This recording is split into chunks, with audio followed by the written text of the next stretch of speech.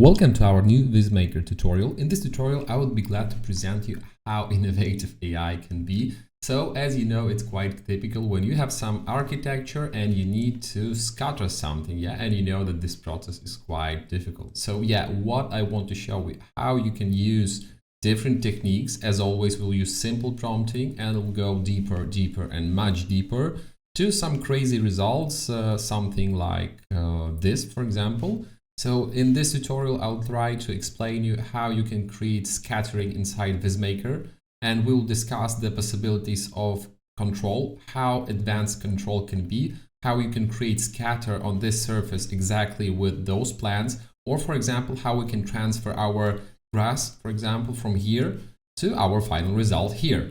Of course, we'll have some issues, problems, and I'll be glad to explain you everything. As you see, this workflow works really good. So we are transferring this dry grass to our extra villa exterior, and it works very good. Like the transfer is really good. And as you see, it's completely okay for architecture rendering and even more.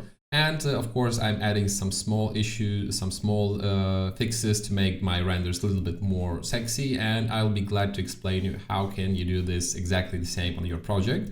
So this will be the topic of next tutorial blog. As you see, the variations are quite difficult and different, maybe not so difficult, but interesting. It will be a correct word. So we'll jump from, as you see, very simple prompts, and we will try to understand and try to see how huge is control on AI now and how big possibilities you're getting with scatter creation. And that's our main goal. Please download the file. It's attached to this tutorial, and remember that VizMaker is completely free. Just download it, test it, try it, and send it to your friends. And this will be a huge interesting topic. As you see, this scattering works exactly the same. It has some problems, of course, but it looks completely the same as 3ds Max scattering and other software like V-Ray, Corona, etc. So we'll learn how to fix it, how to make it better, and how to work with this current workflow. And this is our main goal. So see you in next tutorial, and goodbye.